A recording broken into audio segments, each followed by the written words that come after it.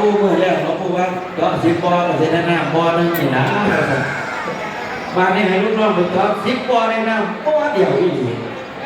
โอ้ยจะได้ขายรถถึงผมพอไปซื้อหัวเลยครับพอเสียหลวงปู่เนาะครับแต่กี่ว่าจะ20,000ก็จะพร้อมเสือเลยในตัว4,000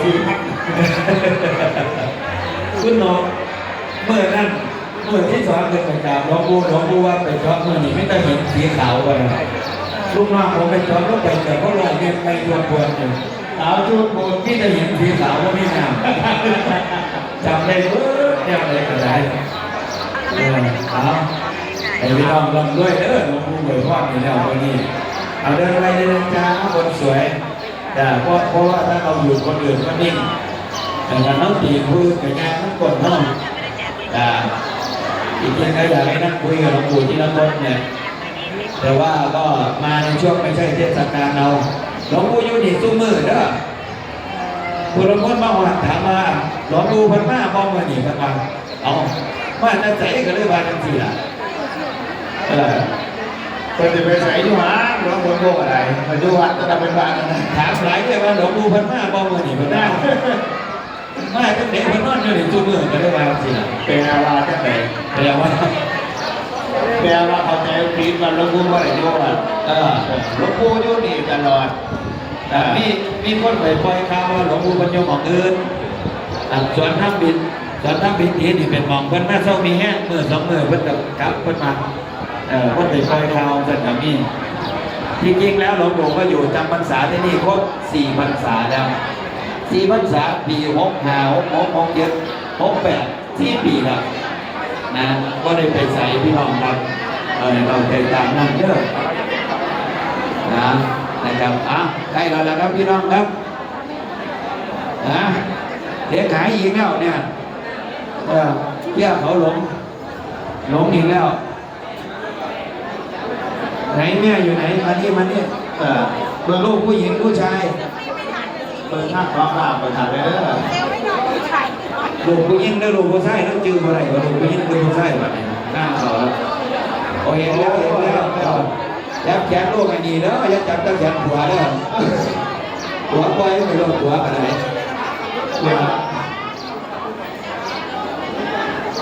จับอันเราลองไปว่าได้ได้ไหมอันจับแขนลูกแกจับแขนหัวน้ำปล่อยไปรอดพูดถ้าไปรัดเอาท่านเขาบ้านไปรอดหัวกันไหนท่านเขาบ้านนี่ใช้ไปรัดเอาอยู่พูดหลังหัวนั่น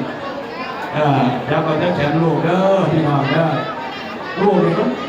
จะสิได้มันยากเลยจะธรรมดาที่ทรงมาเกิดมันยากอย่าพูดแม่งไหลหรือว่าเนี่ยอย่าพูดแม่งไหลหลายกระดองเลยโอ้ยลูกหลวงปู่หลานหลวงปู่เหรียญหลวงปู่แดดชดโยมว่าไงหรอมันร้อนแรงโยมอันนี้นาดีซื้อที่หน้าไม่ตาหลวงปู่เสื้อแค่กัน200 ไร่เลยครับเพราะว่ากินเราลูกหลายล้านหลายพันเนี่ยมักปีว่าหันผู้เฒ่านักการหลวงปู่หลายครับปารีมันจะไปท่านไหนครับหลวงปู่ว่าก็ถึงเยอะถึงป่วยแต่ผู้เฒ่าก็ในราภาพผู้เฒ่าอยู่หลวงปู่เห็นโรคบาดขาเลยปีหลวงปู่ถูกการโรคบาดขาเลยครับท่านหลังบุญเทียนมองไหนคนเศร้าปี72ท่านหลังลูกแหวนบุญครับผมเรียนแล้วเอาส่วนหลวงปู่เด้อเข้ากับมีส่วนรวมกับหลวงปู่ครับเดินสลัดซับภายนอกสู่ซับภายใน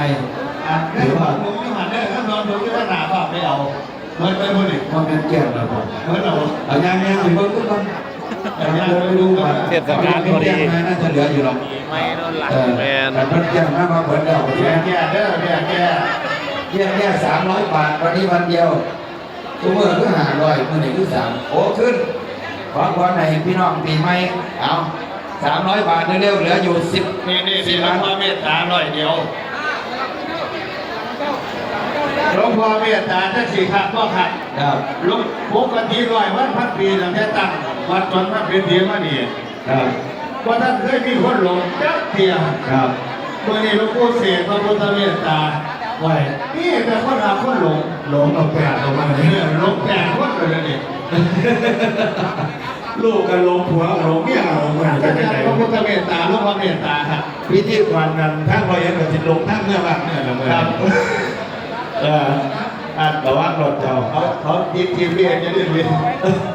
อันเจอนาฬิกาเพราะอันเจอรุ่นนี้กี่พีเอฟติดตามได้เดี๋ยวนี้โอ้ยเมียกระได โอ้ยดูแต่หลวงปู่เนาะมันเป็นห่วงเนี่ย เออ เดินออกไปข้างนอกเลยนะครับ อันนี้เป็นบูชาพระนะตาดอกได้เลยนะดีๆประตูออก เดินไปหน้าพระประธานองค์สีทองใหญ่ๆอยู่พุ่นเด้อพุ่นแจกอยู่พุ่นเด้อกันวัดถูกข้าวย่างกับเมียข้าวย่างไปอันนี้พุ่นกัดซื้อเบี้ยแก้อยู่ทั้งหน้าเนี่ยกันน้องบ่ได้เอาเบี้ยแก้มาย่างรับไปเลยครับพี่น้อง เพื่อนขวัญถุงว่าท่านเหมือนนะผู้ใดอยากได้เงินขวัญถุงฝ้าไปเอาอีแม่ โอ้ยอยู่หน้าผมต้องฟ้องเหลืองๆง่ายๆพุ่นเด้อพุ่นแจกอยู่พุ่น มีเวลคุณสวงไปเนาะ อันนี้เพิ่นกับให้บูชา ตัดไปงานไปพูดงานไปพูดกันที่นี่ก็ถือว่าจบงานไปทางสุด อ่ะ งานตัดออกไปพูดได้ขนาดประตูน่ะ อย่ายืนเลยจ้าคนสวยยืนเลยจ้าคนงามยังคนงาม ให้เล็กน้อยอีแม่ไม่ต้องพูด หลวงปู่เพิ่นอนุญาตแล้วห้องพระรันกับพ่อเพียงดอก ครับ แต่ปากบาทเด้อน้ำมันเ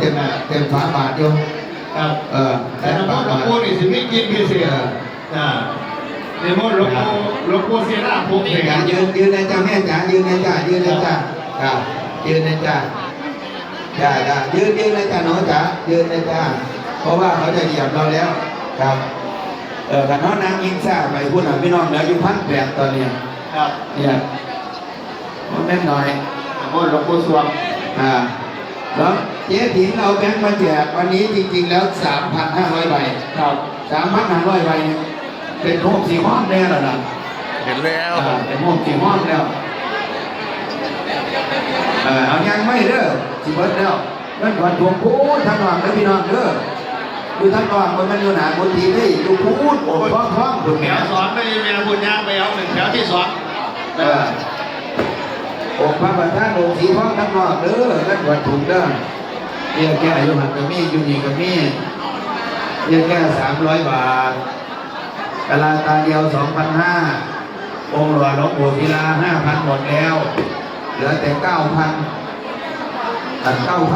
9,000อีกนี่อยู่นะ